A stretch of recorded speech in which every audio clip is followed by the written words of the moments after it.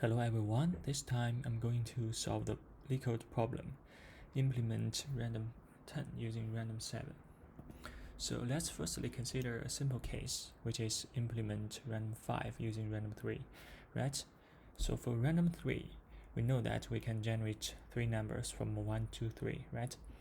And this time, if we want to have the random 5, which means that we should generate 5 numbers, 1, 2, 3, 4, 5, right? So because 3 is less than 5, that means we can not only use random 3 once to generate 5 numbers, right?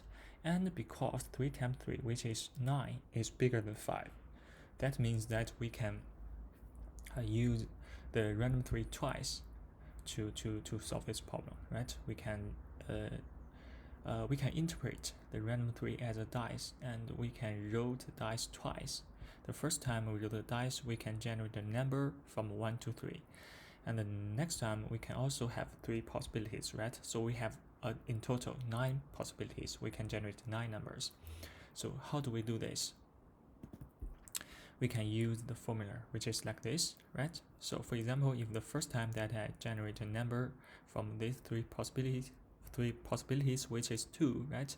And the second time we also generated the number 2, and in using this formula we can compute that the number we actually generate is 5, right? And so on and so forth.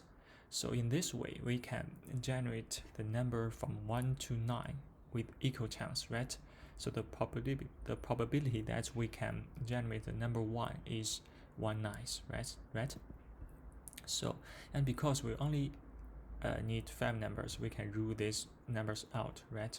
We do not need to consider these numbers. So let's see our code.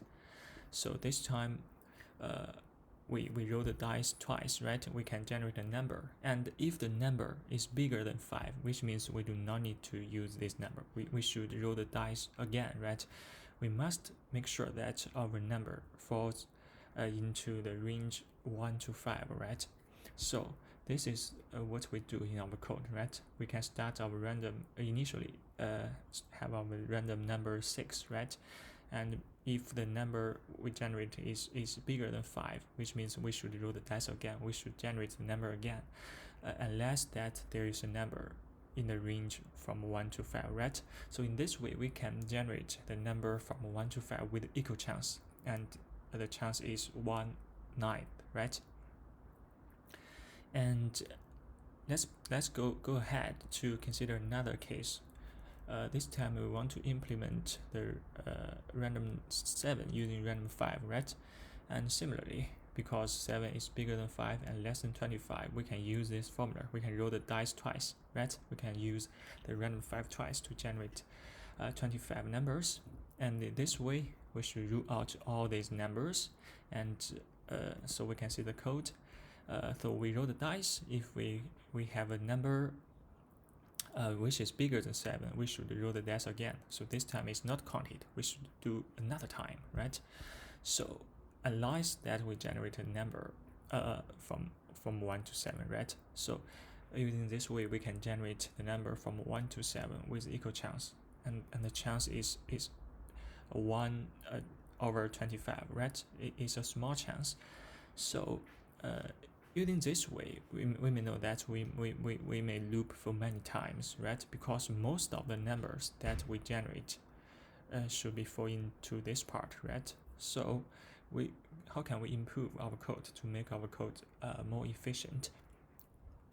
We can do like this, right? We can use modular operation, right? So for example, we can generate a number. If the number is bigger than 21, we can, this time is not counted. We can do this again. We can generate a number again. We want to make sure that our number is in the range from 1 to 21, right? And we can use the modular operation to map the number from 1 to 7, right? For example, this time if I generate a number 14, we can use this formula, which is modular 7 is equals to 0, and we plus 1 is 1, right? So if we generate the number 14, the actual number that we should return is 1, right? And the next time if we generate a number 8, we should use the modular operation and compute the number which is 2, right? So we can have 1, 2, 3, 4, 5, 6, 7, also 7 numbers, and we can so basically this is the idea. If we generate the number 15, it should be 2, right? And the 21, which is 1, right? So in this way we can generate the numbers from 1 to 7 with equal chance, and each chance is 3 over 25, right? Because we have 3 groups of 1 to 7, right? So this is how we can make our code more efficient. And after doing the previous cases, we can know that this time if we want to generate, we want to implement Random10 using Random7, we should use the same logic, right? We should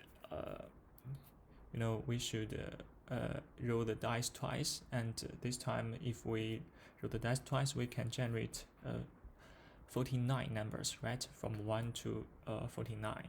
And if the number is bigger than 40, we should roll the dice again. We should generate the number again. And if it falls into the range from 1 to 40, we can use modular operation to map it back to 1 to 10, right? So this is the code. And this is the idea of how to implement Random10 using Random7. So I put my code under my code link under my video, and you can have a check. So basically that's all. Thank you.